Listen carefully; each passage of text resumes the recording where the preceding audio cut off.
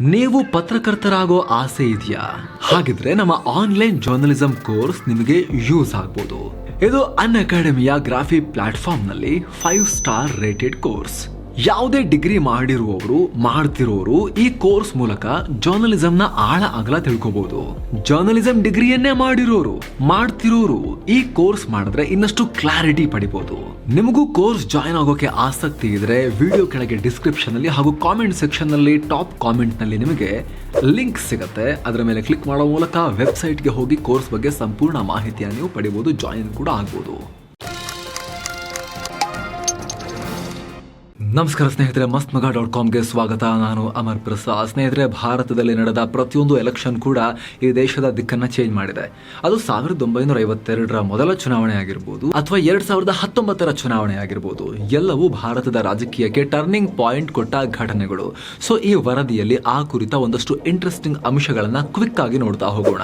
ಭಾರತದ ರಾಜಕೀಯದಲ್ಲಿ ಆಗಿರೋ ಏಳು ಬೀಳುಗಳು ಏನು, ಯಾವ ಚುನಾವಣೆಯಲ್ಲಿ ಯಾರು ಎದ್ರು ಯಾರು ಬಿದ್ರು, ಎಲ್ಲವನ್ನ ಕ್ವಿಕ್ ಆಗಿ ಕೆಲವೇ ನಿಮಿಷಗಳಲ್ಲಿ ನೋಡ್ತಾ ಹೋಗೋಣ. ಕಡೆ ತನಕ ಮಿಸ್ ಮಾಡದೆ ನೋಡಿ. ಮೊದಲ ಚುನಾವಣೆ ನೆಹರು ದಿಗ್ವಿಜಯ. ಈ ಬೃಹತ್ ದೇಶ ಪಾಕಿಸ್ತಾನ ಅಂತ ಒಡೆದು ಹೋಗಿ ಆಮೇಲೆ ಅವ್ರ ಜೊತೆಗೆ ಯುದ್ಧ ಮಾಡಿ ಆಮೇಲೆ ನಾವೊಂದು ಸಂವಿಧಾನ ಮಾಡಿಕೊಂಡು ಮೊದಲ ಚುನಾವಣೆಯನ್ನು ನಾವು ಆಚರಿಸಿದ್ದು 1952ರಲ್ಲಿ.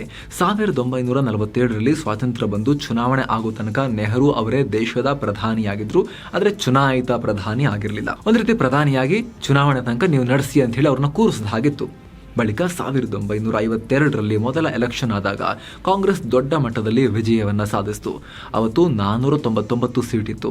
ನೆಹರು ಅವರ ಪಕ್ಷ 364 ಸ್ಥಾನಗಳನ್ನು ಗೆದ್ರೆ ಎರಡನೇ ಸ್ಥಾನದಲ್ಲಿ ಸಿಪಿಐ 16 ಸೀಟ್ ಗೆಲ್ತು.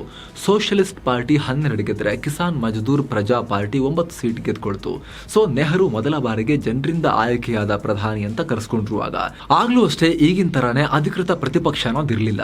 ಈ ಸರ್ಕಾರ 1957ರ ತನಕ ಇತ್ತು. ಈ ಸಂದರ್ಭದಲ್ಲಿ ದೇಶದಲ್ಲಿ ಸಾಕಷ್ಟು ಕಾನೂನುಗಳನ್ನು ತರಲಾಯಿತು. ದೇಶದಲ್ಲಿ ಹಲವಾರು ಸಾಂಸ್ಥಿಕ ಬದಲಾವಣೆಗಳು ಕೂಡ ಆದವು. ಒಂದು ರೀತಿ ಆಗತಾನೆ ಹುಟ್ಟಿದ್ದ ದೇಶಕ್ಕೆ ಬೇಸಿಕ್ ಫೌಂಡೇಶನ್ ಗಳನ್ನ ಹಾಕ್ತಾ ಹೋಗುವ ಕೆಲಸ ಅಲ್ಲಿಂದ ಆರಂಭ ಆಯಿತು ಅಂತ ಹೇಳ್ಬೋದು.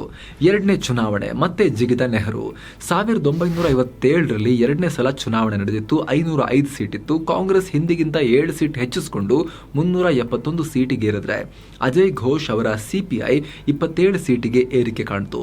ಜಯಪ್ರಕಾಶ್ ನಾರಾಯಣ್ ಅವರು ಹೊಸದಾಗಿ ಸ್ಥಾಪಿಸಿದ್ದ ಪ್ರಜಾ ಸೋಷಿಯಲಿಸ್ಟ್ ಪಾರ್ಟಿ 19 ಸೀಟ್ ಪಡ್ಕೊಂಡಿತ್ತು. ಆದ್ರೆ ಈ ಅವಧಿಯಲ್ಲೂ ಯಾವುದೇ ಅಧಿಕೃತ ಪ್ರತಿಪಕ್ಷ ಇರಲಿಲ್ಲ.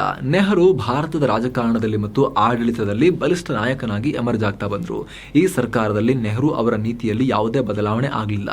ಸಮಾಜವಾದಿ ಪ್ರೇರಿತ ನೀತಿಗಳನ್ನ ದೇಶದಲ್ಲಿ ಅಳವಡಿಸ್ತಾ ಬಂದ್ರು. ಈ ಸರ್ಕಾರ 1962ರ ತನಕ ಇತ್ತು. ಮೂರನೇ ಚುನಾವಣೆ ಮತ್ತೆ ಅಧಿಕಾರಕ್ಕೆ ಬಂದ ನೆಹರು. 1962ರಲ್ಲಿ 508 ಸ್ಥಾನಗಳಿಗೆ ಚುನಾವಣೆ ನಡೆಯಿತು. ಕಾಂಗ್ರೆಸ್ ಹಿಂದಿಗಿಂತ 10 ಸೀಟ್ ಕಳ್ಕೊಳ್ತು. 361 ಸೀಟಲ್ಲಿ ಗೆದ್ದು ಅಧಿಕಾರ ಮುಂದುವರೆಸಿತು. ಸಿಪಿಐ ಎರಡನೇ ಅತಿದೊಡ್ಡ ಪಕ್ಷವಾಗಿ 29 ಸೀಟ್ ಗೆದ್ರೆ ರಾಜಗೋಪಾಲಾಚಾರಿ ಅವರ ಸ್ವತಂತ್ರ ಪಾರ್ಟಿ 18 ಸೀಟ್ ಗೆಲ್ತು. ಸೊ ಈ ಸಲವೂ ಯಾವುದೇ ಅಧಿಕೃತ ಪ್ರತಿಪಕ್ಷ ಇರಲಿಲ್ಲ. ಆದ್ರೆ ಸರ್ಕಾರ ಕೂಡ ಈ ಬಾರಿ ಸರಿಯಾಗಿ ನಿಂತ್ಕೊಳ್ಳಿಲ್ಲ. ಯಾಕಂದ್ರೆ ಈ ಅವಧಿಯಲ್ಲಿ ಚೀನಾ ಜೊತೆಗೆ ಯುದ್ಧ ಆಯಿತು. ನಾವು ಸಾಕಷ್ಟು ಭೂಮಿಯನ್ನ ಕಳ್ಕೋಬೇಕಾಯ್ತು. ಚೀನಾ ನುಂಗು ಬಿಡ್ತು. 1964ರಲ್ಲಿ ನೆಹರು ಪ್ರಾಣವನ್ನ ಕಳ್ಕೊಂಡ್ರು. ಆಮೇಲೆ ಗುಲ್ಜಾರಿ ಲಾಲ್ ನಂದಾ ಹಂಗಾಮಿ ಪ್ರಧಾನಿಯಾದ್ರು. ಆಮೇಲೆ ಲಾಲ್ ಬಹದ್ದೂರ್ ಶಾಸ್ತ್ರಿ ಪ್ರಧಾನಿಯಾದ್ರು. ಮತ್ತೆ ಪಾಕಿಸ್ತಾನ್ ಜೊತೆಗೆ ಯುದ್ಧದ ಬಳಿಕ ಶಾಸ್ತ್ರಿಜಿಯವರ ಸಾವು. ಹೀಗೆ ಸಾಕಷ್ಟು ದೊಡ್ಡ ತಿರುವುಗಳು ಭಾರತದ ಇತಿಹಾಸಕ್ಕೆ ಆ ಟೈಮ್ನಲ್ಲಿ ನಡೀತು. ಬಳಿಕ 1966ರಲ್ಲಿ ನೆಹರು ಪುತ್ರಿ, ಅವರ ಸಂಪುಟದಲ್ಲಿ ಮಂತ್ರಿಯೂ ಆಗಿದ್ದ ನೆಹರು ಹಂತ ಹಂತವಾಗಿ ಬೆಳೆಸ್ತಾ ಬಂದಿದ್ದ ಇಂದಿರಾ ಗಾಂಧಿ ದೇಶದ ಮೊದಲ ಮಹಿಳಾ ಪ್ರಧಾನಿಯಾದರು. ಹೀಗೆ ಯುದ್ಧ, ಪ್ರಧಾನಿಗಳ ಅದಲು ಬದಲು ಎಲ್ಲ ಆಗೋ ಹೊತ್ತಿಗೆ ಅಲ್ಲಿಗೆ 4ನೇ ಸಾರ್ವತ್ರಿಕ ಚುನಾವಣೆ ಹತ್ರ ಬಂದ್ಬಿಟ್ಟಿತ್ತು. 4ನೇ ಚುನಾವಣೆ 200ರ ದಾರಿಗೆ ಇಂದಿರಾ. 1967 ಈ ಸಲ ಇಂದಿರಾ ಗಾಂಧಿ ಅವರ ನೇತೃತ್ವದಲ್ಲಿ ಕಾಂಗ್ರೆಸ್ ಪಾರ್ಟಿ ಎಲೆಕ್ಷನ್ ಮಾಡಿತ್ತು. ಆಂತರಿಕ ಬಂಡಾಯ ಉಂಟಾಗಿ ಕಾಂಗ್ರೆಸ್ ದಿಢೀರಂತ ಕುಸಿತ ಕಾಣ್ತು. 523 ಕ್ಷೇತ್ರಗಳ ಪೈಕಿ ಕಾಂಗ್ರೆಸ್ ಮೊದಲಿಗಿಂತ 78 ಸೀಟ್ ಕಳ್ಕೊಂಡು 283 ಸೀಟಿಗೆ ಕುಸಿತು. ಸ್ವತಂತ್ರ ಪಾರ್ಟಿ 44 ಸೀಟ್ ಗೆಲ್ತು. ಜನಸಂಘ 35 ಸೀಟ್ ಗೆಲ್ತು. ಸಿಪಿಐ 4ನೇ ಸ್ಥಾನಕ್ಕೆ ಕುಸಿದು 23 ಸೀಟ್ ಗೆಲ್ತು. ಸೊ ಬಹುಮತ ಇದ್ದಿದ್ರಿಂದ ಈ ಬಾರಿನೂ ಕಾಂಗ್ರೆಸ್ ಅಧಿಕಾರ ಹಿಡಿತು. ಇಂದಿರಾ ಗಾಂಧಿ ಮತ್ತೆ ಪ್ರಧಾನಿಯಾದ್ರು. 1969ರಲ್ಲಿ ಅಂದ್ರೆ ಕಾಂಗ್ರೆಸ್ 2 ಭಾಗ ಆದ್ಮೇಲೆ ರಾಮ್ ಸುಭಾಗ್ ಸಿಂಗ್ ವಿರೋಧ ಪಕ್ಷದ ನಾಯಕರಾದ್ರು. ಈ ಅವಧಿಯಲ್ಲಿ ದೇಶದಲ್ಲಿ ನಿರಂತರ ಮಧ್ಯಂತರ ಯುದ್ಧಗಳಿಂದ ಆರ್ಥಿಕ ಸಂಕಷ್ಟ ಇದ್ದಿದ್ದರಿಂದ ಒಂದಷ್ಟು ಆರ್ಥಿಕ ಸುಧಾರಣೆಗಳನ್ನು ತರೋ ಕೆಲಸ ನಡೀತು. ಆದರೆ ಈ ಸರ್ಕಾರ ಪೂರ್ಣಾವಧಿ ಪೂರೈಸಲಿಲ್ಲ. 1971 ಮತ್ತೆ ಗೆದ್ದ ಇಂದಿರಾ ಗಾಂಧಿ 1969 ಹೊತ್ತಿಗೆ ದೇಶದ ರಾಜಕೀಯದಲ್ಲಿ ದೊಡ್ಡ ಬೆಳವಣಿಗೆಯಾಗಿ ಕಾಂಗ್ರೆಸ್ ಒಡೆದು ಹೋದ್ಮೇಲೆ ಹೊಸದಾಗಿ ಎಲೆಕ್ಷನ್ ನಡೀತು. ಇಂದಿರಾ ವರ್ಸಸ್ ವಿರೋಧಿಗಳು ಅನ್ನೋ ವಾತಾವರಣ ಸೃಷ್ಟಿಯಾಗಿತ್ತು. 1971ರಲ್ಲಿ ಇಂದಿರಾ ಹಟಾವೋ ಅಂತ ಅವರ ವಿರೋಧಿಗಳು ಹೇಳಿದ್ರೆ, ಗರೀಬಿ ಹಟಾವೋ ಅಂತ ಈ ಟೈಮ್ನಲ್ಲಿ ಇಂದಿರಾ ಗಾಂಧಿ ಪ್ರಚಾರ ಮಾಡಿದ್ರು. ಪರಿಣಾಮ ಇಂದಿರಾ ಗಾಂಧಿ ನೇತೃತ್ವದ ಕಾಂಗ್ರೆಸ್ 352 ಸೀಟ್ ಗೆದ್ರೆ ಅಟಲ್ ಬಿಹಾರಿ ವಾಜಪೇಯಿ ಅವರ ನೇತೃತ್ವದಲ್ಲಿ ಜನಸಂಘ 13 ಸೀಟ್ ಕಳ್ಕೊಂಡು 22 ಸ್ಥಾನಕ್ಕೆ ಕುಸಿತು. ಸಿಪಿಐ 25 ಸೀಟಲ್ಲಿ ಗೆದ್ದರೆ ಕಾಮರಾಜ್ ಅವರ ಹೊಸ ಪಕ್ಷ ಕಾಂಗ್ರೆಸ್ 16 ಸೀಟ್ ಅಷ್ಟೇ ಗೆದ್ಕೊಳ್ತು. ಸೊ ಈ ಸಲವು ದೇಶದಲ್ಲಿ ಇಂದಿರಾ ಗಾಂಧಿ ಸರ್ಕಾರನೇ ಮುಂದುವರಿತು.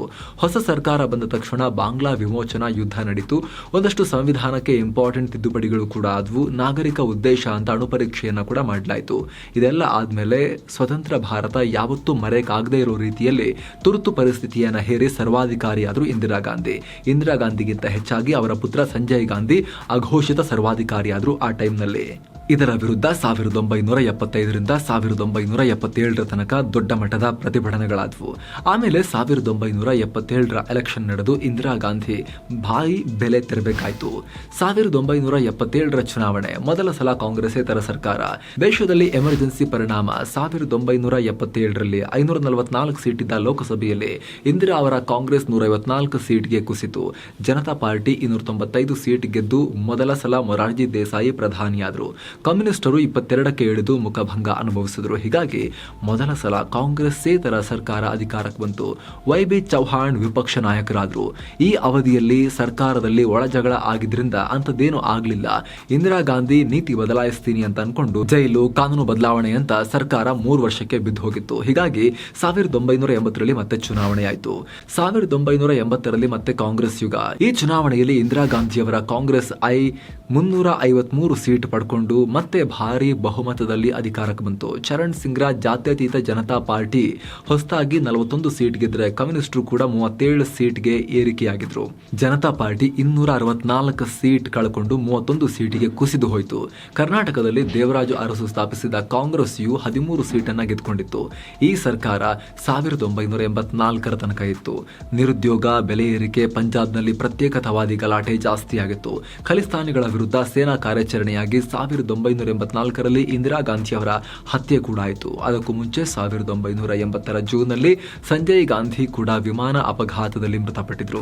ಇದು ಭಾರತದ ರಾಜಕೀಯದಲ್ಲಿ ಆದ ದೊಡ್ಡ ಬದಲಾವಣೆ. ಮುಂದೆ ಮತ್ತೆ ಈ ಪರಿವಾರ ರಾಜಕಾರಣ ಮುಂದುವರಿತು. ಇಂದಿರಾ ಗಾಂಧಿ ಅವರ ಮಗ ರಾಜೀವ್ ಗಾಂಧಿ ಅಧಿಕಾರಕ್ಕೆ ಬಂದರು. 1984ರ ಎಲೆಕ್ಷನ್ ನಲ್ಲಿ ಕಾಂಗ್ರೆಸ್ ಇತಿಹಾಸ ಸೃಷ್ಟಿ. ಇಂದಿರಾ ಸಾವಿನ ನಂತರ 1984ರಲ್ಲಿ ಎಲೆಕ್ಷನ್ ನಡೆದು ರಾಜೀವ್ ಗಾಂಧಿ ನೇತೃತ್ವದ ಕಾಂಗ್ರೆಸ್ 404 ಸೀಟ್ ಗೆದ್ದುಕೊಳ್ತು. ಇಂದಿರಾ ಗಾಂಧಿ ಅವರ ಸಾವಿನ ಅನುಕಂಪದ ಅಲೆಯಲ್ಲಿ ಕಾಂಗ್ರೆಸ್ ಹಿಸ್ಟರಿ ಕ್ರಿಯೇಟ್ ಮಾಡಿತು. ರಾಷ್ಟ್ರ ಮಟ್ಟದಲ್ಲಿ ಪ್ರತಿಸ್ಪರ್ಧಿಗಳೇ ಇರಲಿಲ್ಲ. ಪ್ರಾದೇಶಿಕ ಪಕ್ಷಗಳು ದೊಡ್ಡ ಮಟ್ಟದಲ್ಲಿ ರಾಷ್ಟ್ರ ರಾಜಕೀಯದಲ್ಲಿ ಕಾಣಿಸಿಕೊಂಡ್ರು. ಆಂಧ್ರದಲ್ಲಿ NTR ಅವರ ಹೊಸ ಪಕ್ಷ TDP 30 ಸೀಟ್ ಗೆಲ್ತು. CPI ಮತ್ತು JP ಪಕ್ಷ ಕ್ರಮವಾಗಿ 22 ಮತ್ತು 10 ಸೀಟ್ ಗೆಲ್ಲೋಕಷ್ಟೇ ಸಾಧ್ಯ ಆಯಿತು. BJP ಜಸ್ಟ್ 2 ಸೀಟ್ಸ್, 2 ಸೀಟಿಗೆ ಇಳಿದು ಹೋಗಿತ್ತು. ದೇಶದಲ್ಲಿ ರಾಜೀವ್ ಗಾಂಧಿ ಸರ್ಕಾರ ಬಂತು. ಅದರ ಜೊತೆಗೆ ಸಿಖ್ ದಂಗೆ, ಬೋಫೋರ್ಸ್ ಹಗರಣ, ಶಹಬಾನೋ ಕೇಸ್ನಂತಹ ಕೋಮು ಧ್ರುವೀಕರಣದ ಪ್ರಕರಣಗಳು ರಾಜಕೀಯವಾಗಿ ತೀವ್ರ ಸದ್ದು ಮಾಡಿದ್ವು. ಅವತ್ತಿಗೆ ಸಾಕಷ್ಟು ನಾಯಕರು ಪಕ್ಷ ಬಿಟ್ಟು ಹೋಗಿದ್ರಿಂದ ಮುಂದೆ 1989ರ ಚುನಾವಣೆಯಲ್ಲಿ ಮೊದಲ ಬಾರಿಗೆ ದೇಶದಲ್ಲಿ ಅತಂತ್ರ ಸರ್ಕಾರ ರಚನೆಯಾಯಿತು. 1989ರಲ್ಲಿ ಅತಂತ್ರ ಸರ್ಕಾರ.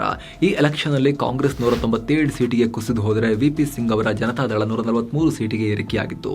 ಲಾಲ್ ಕೃಷ್ಣ ಅಡ್ವಾಣಿ, ವಾಜಪೇಯಿ ಜೋಡೆತ್ತುಗಳು ಬಿಜೆಪಿಯನ್ನ 85 ಸೀಟ್ ವರೆಗೂ ಎಳ್ಕೊಂಡು ಹೋಗಿದ್ರು. ನಂಬೂದಿರಿ ಪಾಡವರ CPM 33 ಸೀಟ್ ಗೆದ್ದಿತ್ತು. ಹೀಗಾಗಿ ಬಿಜೆಪಿ, ಜನತಾದಳ, ಎಡಪಕ್ಷಗಳೆಲ್ಲ ಸೇರಿ ನ್ಯಾಷನಲ್ ಫ್ರಂಟ್ ರಚನೆ ಮಾಡಿಕೊಂಡ್ರು. ಆದ್ರೆ ಮಂದಿರ ಮತ್ತು ಮಂಡಲ ವಿಚಾರಗಳು ಸಾಕಷ್ಟು ಗಲಾಟೆಯಾಗಿ VP ಸಿಂಗ್ ಸರ್ಕಾರ ಬಿದ್ದೋಯ್ತು. ಚಂದ್ರಶೇಖರ್ ಸರ್ಕಾರ ಬಂತು. ಈ ಸರ್ಕಾರ ಕೂಡ ಜಾಸ್ತಿ ಬಾಳ್ಲಿಲ್ಲ. 2 ವರ್ಷ ಪೂರೈಸುವ ಮುನ್ನವೇ ಈ ಸರ್ಕಾರ ಕೂಡ ಮಗಚಿ ಬಿತ್ತು. ಹೀಗಾಗಿ ಎಲೆಕ್ಷನ್ ನಡೀತು.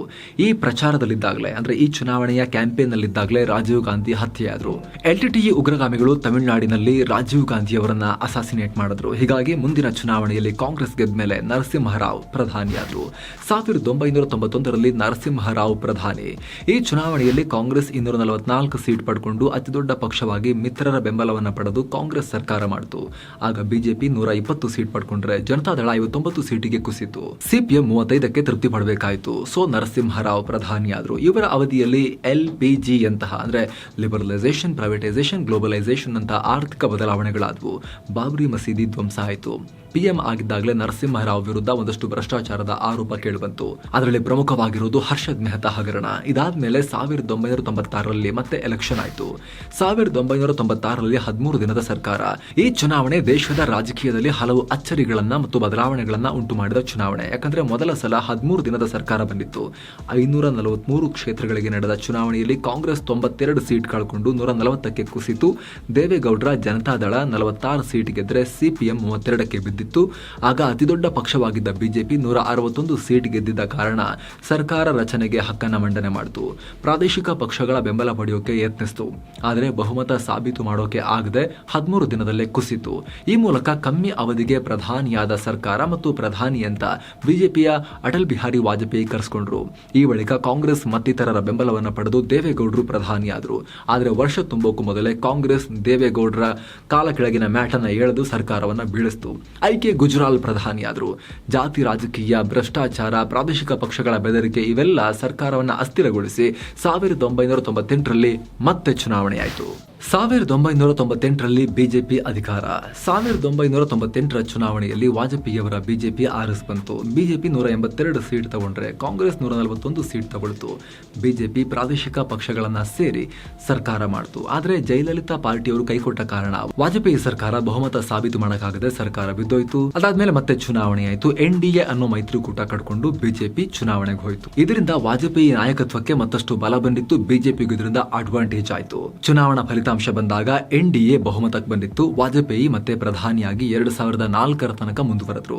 ಈ ಮಧ್ಯೆ ಅಣು ಪರೀಕ್ಷಾ, ಕಾರ್ಗಿಲ್ ಯುದ್ಧ, ಗುಜರಾತ್ ಹಿಂಸಾಚಾರ, ಸಂಸತ್ ಮೇಲಿನ ದಾಳಿ, ಲಾಹೋರ್ ಒಪ್ಪಂದ ಹೀಗೆ ಸಾಕಷ್ಟು ಘಟನೆಗಳಾದವು.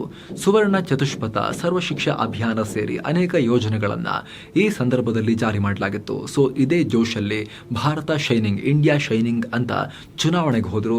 ಅರ್ಲಿ ಎಲೆಕ್ಷನ್ಗೆ ಹೋದ್ರು. ಚುನಾವಣೆಯನ್ನ ಕೆಲ ತಿಂಗಳು ಪ್ರೀಪೋನ್ ಮಾಡಿ ಚುನಾವಣೆಗೆ ಹೋದ್ರು. ಆದ್ರೆ ಬಿಜೆಪಿ ವಾಜಪೇಯಿ ಅಡ್ವಾಣಿ ಲೆಕ್ಕಾಚಾರ ಉಲ್ಟಾ ಆಗಿತ್ತು. ಕಾಂಗ್ರೆಸ್ ಮತ್ತು ಮಿತ್ರರಿಗೆ ಜಾಸ್ತಿ ಸೀಟ್ ಬಂತು. ಬಿಜೆಪಿ ಮಿತ್ರರೆಲ್ಲರೂ ಕೂಡ ಸೋತ್ ಹೋಗಿದ್ರು. ಬಿಜೆಪಿಯ ಸಂಖ್ಯೆ ಕೂಡ 130ರ ಆಸುಪಾಸಿಗೆ ಕುಸಿದು ಹೋಯಿತು. ಅಲ್ಲಿಗೆ ವಾಜಪೇಯಿ ಅವರ ಯುಗ ಅಂತ್ಯ ಆಯಿತು. ಅದಾದ್ಮೇಲೆ ವಾಜಪೇಯಿ ಸಕ್ರಿಯ ರಾಜಕಾರಣದಿಂದ ನಿಧಾನಕ್ಕೆ ತೆರೆಮರೆಗೆ ಸರಿತಾ ಹೋದ್ರು. ಬಂತು 2 ಸಲ UPA ಸರ್ಕಾರ. 2004ರಲ್ಲಿ ಬಿಜೆಪಿ ನೇತೃತ್ವದ NDA ಸೋತ್ ಮೇಲೆ 145 ಸೀಟ್ ಪಡೆದಿದ್ದ ಕಾಂಗ್ರೆಸ್ ದೊಡ್ಡ ಗೆಲುವನ್ನ ಪಡೆದೇ ಹೋಗಿದ್ರು ಕೂಡ ಜೊತೆಗಿದ್ದ ಕಾಂಗ್ರೆಸ್ನ ಮಿತ್ರ ಪಕ್ಷಗಳು, ಕಾಂಗ್ರೆಸ್ನ ಅಲಯನ್ಸ್ ಪಾರ್ಟ್ನರ್ಸ್ ಚೆನ್ನಾಗಿ ಪರ್ಫಾರ್ಮ್ ಮಾಡಿದ್ರು. ಹಾಗಾಗಿ UPA ಕೂಟ ಬಹುಮತಕ್ಕೆ ಹತ್ರ ಬಂದಿತ್ತು. ಈ ಚುನಾವಣೆಯಲ್ಲಿ ಬಿಜೆಪಿ 44 ಸೀಟ್ ಕಳ್ಕೊಂಡು 138ಕ್ಕೆ ಕುಸಿದ್ರೆ ಕಾಂಗ್ರೆಸ್ ಬಿಜೆಪಿಗಿಂತ 7 ಸೀಟ್ ಅಷ್ಟೇ ಜಾಸ್ತಿ ಪಡೆದಿತ್ತು, 145 ಸೀಟ್. ಆದ್ರೆ ಕಾಂಗ್ರೆಸ್ನ ಮಿತ್ರರೆಲ್ಲ ಚೆನ್ನಾಗಿ ಪರ್ಫಾರ್ಮ್ ಮಾಡಿದ್ರು. ಜೊತೆಗೆ CPM 43 ಸೀಟ್ ಗೆದ್ದಿತ್ತು. ಅವರು ಔಟ್ಸೈಡ್ ಇಂದ ಕಾಂಗ್ರೆಸ್ ಸರ್ಕಾರಕ್ಕೆ ನಾವು ಸಪೋರ್ಟ್ ಮಾಡ್ತೀವಿ, ಬಾಹ್ಯ ಬೆಂಬಲ ಕೊಡ್ತೀವಿ ಅಂತ ಹೇಳಿದ್ರು. ಹಾಗಾಗಿ UPA ಸೆಟಪ್ ಆಯಿತು ಸರ್ಕಾರ ಮೊದಲ ಅವಧಿ. ಆದರೆ ಸೋನಿಯಾ ಗಾಂಧಿ PM ಆಗ್ಲಿಕ್ಕೆ ಆಗಲಿಲ್ಲ. ವಿದೇಶಿ ಮೂಲ ಅಂತ ಹೇಳಿ ದೊಡ್ಡ ಗಲಾಟೆ ಆಯಿತು. ಮನಮೋಹನ್ ಸಿಂಗ್ರನ್ನ ಪ್ರಧಾನಿ ಮಾಡಲಾಯಿತು. ಈ ಮೂಲಕ ಮನಮೋಹನ್ ಸಿಂಗ್ ದೇಶದ ಮೊದಲ ಸಿಖ್ PM ಅಂತ ಕೂಡ ಕರೆಸ್ಕೊಂಡ್ರು. ಈ ಅವಧಿಯಲ್ಲಿ ಅಮೆರಿಕ ಭಾರತ ಅಣು ಒಪ್ಪಂದ ಆಯಿತು. Right to information act, national rural employment guarantee scheme, ಹಾಗೆ RTE ಸೇರಿ ಅನೇಕ ಕಾರ್ಯಕ್ರಮಗಳನ್ನು ತಂದರೂ ಕೂಡ ಮುಂಬೈ ದಾಳಿಯಂತ ಭೀಕರ ಉಗ್ರ ದಾಳಿಗೂ ಭಾರತ ಸಾಕ್ಷಿಯಾಯಿತು. 2009ರಲ್ಲಿ ಮತ್ತೆ ಲೋಕಸಭಾ ಚುನಾವಣೆ ಬಂತು. ಈ ಟೈಮ್ನಲ್ಲಿ ಕಾಂಗ್ರೆಸ್ 206 ಸೀಟ್ಗಳನ್ನು ತಗೊಂಡ್ರೆ ಬಿಜೆಪಿ 116 ಸೀಟ್, CPM ಕೇವಲ 16 ಸೀಟಿಗೆ ಕುಸಿತು. ಪ್ರಾದೇಶಿಕ ಪಕ್ಷಗಳು ಹೆಚ್ಚಿನ ಪ್ರಾಬಲ್ಯ ಮೆರೆದ ಚುನಾವಣೆ ಇದು. ಸೊ ರೀಜನಲ್ ಪಾರ್ಟಿಗಳ ಬೆಂಬಲ ಪಡೆದು 2ನೇ ಸಲವೂ UPA ಅಧಿಕಾರಕ್ಕೆ ಬಂತು. ಈ ಅವಧಿಯಲ್ಲೂ ಮತ್ತೆ ಮನಮೋಹನ್ ಸಿಂಗ್ ಅವರನ್ನ PM ಆಗಿ ಕಂಟಿನ್ಯೂ ಮಾಡಲಾಯಿತು. ಆಹಾರ ಭದ್ರತಾ ಕಾರ್ಯಕ್ರಮದಂತ ಒಂದಷ್ಟು ಕಾರ್ಯಕ್ರಮಗಳನ್ನು ಜಾರಿಗೆ ತರಲಾಯಿತಾದರೂ ಕೂಡ ಮೇಲಿಂದ ಮೇಲೆ ಬೃಹತ್ ಗಾತ್ರದ ಹಗರಣಗಳು ಹೊರಬಂದು ದೇಶಾದ್ಯಂತ ಭಾರಿ ಆಕ್ರೋಶಕ್ಕೆ ಕಾರಣ ಆಯಿತು. ಪರಿಣಾಮ ಮುಂದಿನ ಚುನಾವಣೆಯಲ್ಲಿ UPA ಹೀನಾಯವಾಗಿ ಸೋತು ಹೋಗಿತ್ತು. 2014ರಲ್ಲಿ ಮೋದಿ ಸರ್ಕಾರ. ಇದು ದೇಶದ ರಾಜಕೀಯದಲ್ಲಿ ತುಂಬಾ ಟರ್ನಿಂಗ್ ಪಾಯಿಂಟ್ ವಿಚಾರ. ಯಾಕಂದ್ರೆ ಭರ್ತಿ 30 ವರ್ಷಗಳ ಬಳಿಕ ಭಾರತದಲ್ಲಿ ಮೊದಲ ಸಲ ಪೂರ್ಣ ಬಹುಮತದ ಸರ್ಕಾರ ಬಂದಿತ್ತು. ಒಂದು ಪಕ್ಷಕ್ಕೆ ಫುಲ್ ಮೆಜಾರಿಟಿ ಬಂದಿತ್ತು. ಮೋದಿ ನೇತೃತ್ವದ ಬಿಜೆಪಿ 282 ಸೀಟ್ ಪಡ್ಕೊಂಡ್ರೆ ಕಾಂಗ್ರೆಸ್ ರಾಹುಲ್ ನೇತೃತ್ವದಲ್ಲಿ 44 ಸೀಟ್ ಅಷ್ಟೇ ಪಡೆಯೋಕೆ ಶಕ್ತ ಆಯಿತು. ಕ್ರ್ಯಾಶ್ ಆಯಿತು ರಾಹುಲ್ ನೇತೃತ್ವದಲ್ಲಿ ಕಾಂಗ್ರೆಸ್ ಪಾರ್ಟಿ. ತಮಿಳುನಾಡು, ಒಡಿಶಾ, ತೆಲಂಗಾಣ, ಪಶ್ಚಿಮ ಬಂಗಾಳ, ಆಂಧ್ರ, ವೆಸ್ಟ್ ಬೆಂಗಾಲ್ ಸೇರಿ ಅನೇಕ ರಾಜ್ಯಗಳಲ್ಲಿ ಪ್ರಾದೇಶಿಕ ಪಕ್ಷಗಳು ಭರ್ಜರಿ ಫೈಟ್ ಕೊಟ್ವು. ಪರಿಣಾಮ ಗುಜರಾತ್ ಸಿಎಂ ಆಗಿದ್ದ ಮೋದಿ ದೇಶದ ಪ್ರಧಾನಿಯಾದರು. ಸಾಕಷ್ಟು ದಶಕಗಳ ಬಳಿಕ ಅಧಿಕೃತ ವಿಪಕ್ಷ ನಾಯಕರು ಸಂಸತ್ನಲ್ಲಿ ಇರಲೇ ಇಲ್ಲ. ಇನ್ನು ಈ ಟೈಮ್ನಲ್ಲಿ ಉಜ್ವಲ, ಸ್ವಚ್ಛ ಭಾರತ್, ನೋಟ್ ಬ್ಯಾನ್ ಸೇರಿ ಅನೇಕ ಹೆಜ್ಜೆಗಳನ್ನು ಇಟ್ಟರೂ ಕೂಡ ಉರಿ, ಪುಲ್ವಾಮಾದಂತ ಉಗ್ರ ದಾಳಿಗಳಾದವು. ಇದಕ್ಕೆ ಪ್ರತಿಯಾಗಿ ಏರ್ ಸ್ಟ್ರೈಕ್, ಸರ್ಜಿಕಲ್ ಸ್ಟ್ರೈಕ್ ನಡೆಸಿ ಪ್ರತ್ಯುತ್ತರವನ್ನ ಪಾಕಿಸ್ತಾನಕ್ಕೆ ಕೊಡಲಾಯಿತು. 2019ರಲ್ಲಿ ಮತ್ತೆ ಬಹುಮತ. ಈ ಚುನಾವಣೆಯಲ್ಲಿ ಬಿಜೆಪಿ 303 ಸೀಟ್ ಗೆದ್ದು ಮೋದಿ ಮತ್ತೆ ಪ್ರಧಾನಿಯಾದರು. ಕಾಂಗ್ರೆಸ್ 52 ಸೀಟಿಗೆ ಕುಸಿತು. 40 ಚಿಲ್ಲರೆಯಿಂದ 50 ಚಿಲ್ಲರೆಗೆ ಬಂತು ಕಾಂಗ್ರೆಸ್ ಪಾರ್ಟಿ ರಾಹುಲ್ ನಾಯಕತ್ವದಲ್ಲಿ. ಅಲ್ಲಲ್ಲಿ ಪ್ರಾದೇಶಿಕ ಪಕ್ಷಗಳ ಪ್ರಾಬಲ್ಯ ಹಾಗೆ ಮುಂದುವರಿಯಿತು. 2014ರಿಂದ 19ರಲ್ಲಿದ್ದ ಹಾಗೆ ಈ ಸಲ ಕೂಡ ಯಾವುದೇ ಅಧಿಕೃತ ವಿಪಕ್ಷಕ್ಕೆ ಬೇಕಾದಷ್ಟು ಸ್ಥಾನಗಳು ಯಾರಿಗೂ ಬರಲಿಲ್ಲ. ಈ ಅವಧಿಯಲ್ಲಿ ಸಿಎಎ, ಆರ್ಟಿಕಲ್ 370 ರದ್ದತಿ, ರಾಮ ಮಂದಿರದ ಸ್ಥಾಪನೆ ಸೇರಿ ಅನೇಕ ಕ್ರಾಂತಿಕಾರಿ ಹೆಜ್ಜೆಗಳನ್ನು ಇಡಲಾಯಿತು. ಆದರೆ ಸಿಎಎ ವಿರುದ್ಧ ಪ್ರತಿಭಟನೆ, ರೈತ ಮಸೂದೆ ವಿರುದ್ಧ ಪ್ರತಿಭಟನೆ ದೇಶಾದ್ಯಂತ ಕೋಲಾಹಲಕ್ಕೆ ಕಾರಣ ಆಗಿತ್ತು. ಸರ್ಕಾರ ಇಟ್ಟ ಹೆಜ್ಜೆಯನ್ನ ವಾಪಸ್ ತಗೊಳ್ಬೇಕಾಗಿ ಬಂದಿತ್ತು. ಇನ್ನು ಜಗತ್ತನ್ನ ಕಾಡಿದ ಕೋವಿಡ್ ಕೂಡ ಇದೇ ಅವಧಿಯಲ್ಲಿ ದೇಶವನ್ನ ಕಾಡಿತ್ತು. ಸೊ ಫ್ರೆಂಡ್ಸ್, ಇದಾಗಿತ್ತು 1947ರಿಂದ 2024ರ ತನಕದ ಭಾರತದ ಪೊಲಿಟಿಕಲ್ ಜರ್ನಿ ಹೇಗಿತ್ತು ಅಂತ ಕ್ವಿಕ್ ಆಗಿ ನಿಮಗೆ ತಿಳಿಸೋ ಪ್ರಯತ್ನ. ಈ ವರದಿ ಇಷ್ಟ ಆಗಿದ್ರೆ ಲೈಕ್ ಮಾಡಿ, ಎಷ್ಟಾಗತ್ತೆ ಅಷ್ಟು ಚೆನ್ನಾಗಿ ಶೇರ್ ಮಾಡಿ. ನಾಲೆಜ್ ಅನ್ನ ನಮ್ಮ ಚಾನಲ್ಗೆ ಇನ್ನೂ ಕೂಡ ನೀವು ಸಬ್ಸ್ಕ್ರೈಬ್ ಮಾಡಿಲ್ಲ ಅಂದ್ರೆ ಈ ಕೂಡಲೇ ಸಬ್ಸ್ಕ್ರೈಬ್ ಮಾಡಿ, ಪಕ್ಕದ ಬೆಲ್ ಐಕಾನ್ ಮೇಲೆ ಕ್ಲಿಕ್ ಮಾಡೋದನ್ನ ಯಾವುದೇ ಕಾರಣಕ್ಕೂ ಮರಿಬೇಡಿ. Thank you so much. ಮತ್ತೆ ಭೇಟಿ ಆಗ್ತಿರೋಣ. ನಮಸ್ತೆ.